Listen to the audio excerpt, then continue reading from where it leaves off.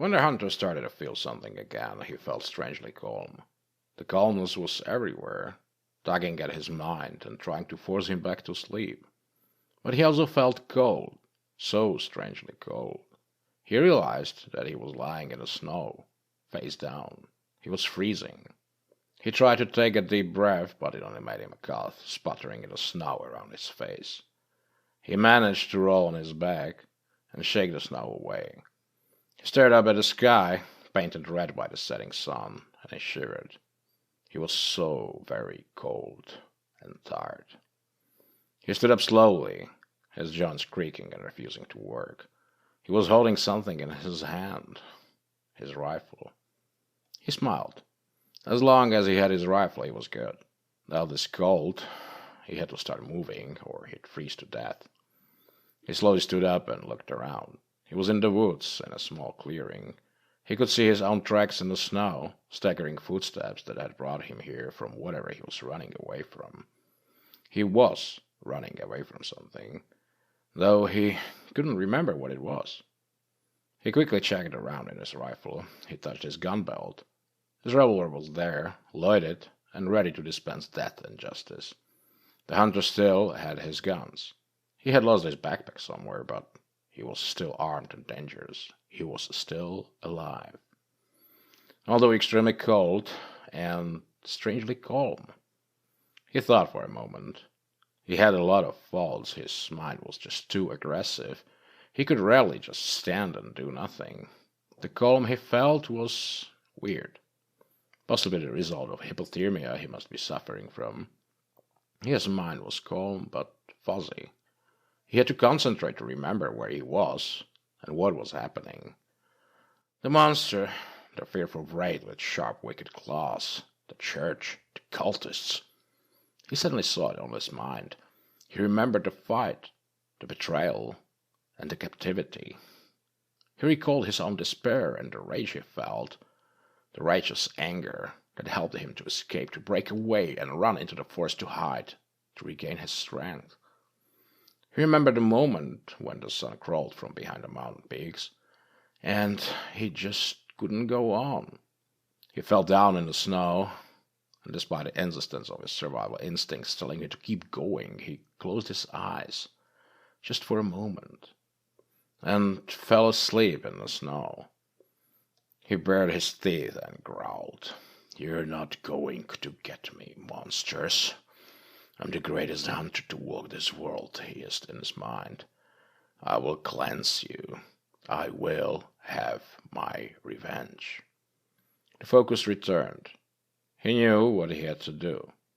The sun was setting now, though his last memories were of a night dark in thoughts and intentions for all the light the full moon provided, and then the dawn during which he managed to escape. This meant he had spent almost the whole day lying down in the snow. No wonder he was so cold. It was a small miracle that he hadn't frozen to death already. He started walking. Instinctively he knew where to go, toward the center of all evil. It was hard to keep track of time, but the sun was still up there, though licking the tops of the mountain range and painting them in orange. He saw the crumbling stone walls and the old church looming over them in the distance. He grinned and hissed. "This time it's going to be different," he thought. "This time I know what I'm against." He climbed over the wall, his joints aching and protesting. A dull pain was all he could feel from his body, numbed by the cold. He had to deal with this quickly and then find some warm place to rest. He should rest. He needed to regain his strength.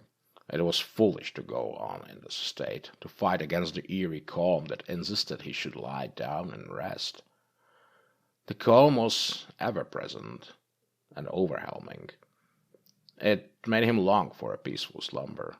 He wanted to just sit down, watch the setting sun, and admire the colorful sky and the lazy, quiet, and calm, snowy landscape, painted orange by the last rays of the day. To think about his violence-filled life and search for a new meaning. To enjoy the calmness and dream of a better tomorrow. He took a few steps and realized that any movement even stronger thought or emotion was being quickly damped down. It was familiar, inviting. He made another slow step. A nearby stone tempted him to sit down and take a rest. He pushed the thought away. No rest for the wicked or those who hunt them, he told himself. But he felt so tired. Just a moment of rest. The gun in his hand seemed to be heavier than usual and unnecessary. He hissed angrily and bit his lips. He was so numb he couldn't feel any pain, even though he was sure his teeth had to pierce the flesh and draw blood. Why bother? Why seek pain? He asked himself sadly. Let there be peace. Enjoy the calmness. Rest a bit. Sit there on that gravestone. The gravestone. There are gravestones everywhere, some complicated, some simply shaped rocks, others cracked and crumbling. He finally managed to overcome the spell that had been slowly crawling over his mind from the moment he got over the ancient stone wall surrounding the cemetery and the church. He remembered. He called upon his hate against the unclean, and used that rage to shatter the calm that reeled back, and left his mind for a moment. It was still there, waiting for its chance on the edge of his consciousness, waiting to wrap up his mind and force him to lay down and freeze in the snow. It was still calling to him, still trying to bind him down. He could see flickering lights in the church, shining out through the stained windows. When he concentrated, he could hear the faint chanting coming out from inside. He couldn't make out the words, but that didn't matter. Let there be peace, the calm explained to him helpfully. Let there be peace for both living and the dead. Accept the calm, accept the peace, the eternal peace. He moved slowly toward the church. The voices from inside and his own head grew louder. The damn cultists, they fooled him once, but it was time to dispense some justice. In a 45 long caliber. He took another step and another. He felt like he was trying to walk against the wall. It was hard to move. It was hard to do anything. The spell was trying to bind him, wanted to force him down, to lie down in the snow and freeze. He remembered the first time he had succumbed to it because it had surprised him. He hadn't known what to expect, but he was ready now, thanks to the painful mistake he had made before. He finally arrived at the church and carefully peeked inside through the dirty window. He could see the congregation of the local villagers kneeling and chanting the rhymes of the rite, led by an old, burdened man. He remembered the local priest, the one who hired him, and then betrayed him. He growled. The sound his own throat made frightened him. It was a terrifying shriek, full of hate, something that shouldn't have been made by a human being. But the hate helped him to overcome the spell. For a moment he could think clearly again. There were too many of the damned cultists. Some of them were visibly armed. He could charge in and try to stop their dark ritual, but he was afraid he would die before he could accomplish anything meaningful. It might be better to lay an ambush, wait for them to finish their dark ritual, and then... Yes, he had to be careful for once. Rushing into the danger was what brought him here. He retreated slowly with his rifle ready. The sun was already almost hidden behind the distant mountain peaks. Soon, the night and the evil being summoned by the cultists will come out. Let there be peace, the spell insisted. Accept the calm. Accept the eternal calm, hunter. Accept your fate. Let the death take you. He snarled. The spell was strong, but so was he. And his custom-made rifle, engraved with runes and loaded with special ammunition, was stronger yet. And the word given on that monster they summoned on him before. He remembered some more fragments of the fight. He recalled the face of the monster he had tracked down in the nearby forest. It looked like a beautiful woman, an apparition of moonlight, with serene features and a sad smile that turned to hate and rage when it noticed him. He recalled the fight, and the chase he gave when the monster realized it couldn't win and tried to escape back to its masters. The masters. The false priest, the betrayer, the cult leader. If he could take him out, it would be so much easier. Still fighting the calm, he found a nice spot from which he could clearly see the entrance to the church, distant enough to buy him some time before the crazy fanatics charged him, but close enough, he was sure, he could take out at least a few of them out. It was a grave. A recent one, disturbed, with piles of dirt thrown around and remains of the broken casket still visible. The gravestone was toppled. There was a name engraved on it with a longer line of text below it, but he had trouble focusing his eyes to read it, and it wasn't important anyway. He didn't remember this one. The cultists had obviously raised another dead and bound it to their dark will, probably as a weapon against him. He looked around, but there was no trace of the monster. But its grave was ideal. It provided a suitable cover. He crawled inside, aimed his rifle at the entrance of the church and waited, constantly fighting the cold, the calm, and his stupid urge to charge them. He had to wait for it. Be in peace. Do not leave. Stay. Accept the calm. The spell raised in intensity, together with voices coming out from the church, ending up with a sharp scream and a familiar voice. The voice of the betrayer, the false priest. The hunter's body and emotions were overtaken by the calm, but his mind was still free and strong. The sun disappeared behind the mountain peaks, and the lights coming out from inside the church dimmed. The door opened, and the first of the cultists came out.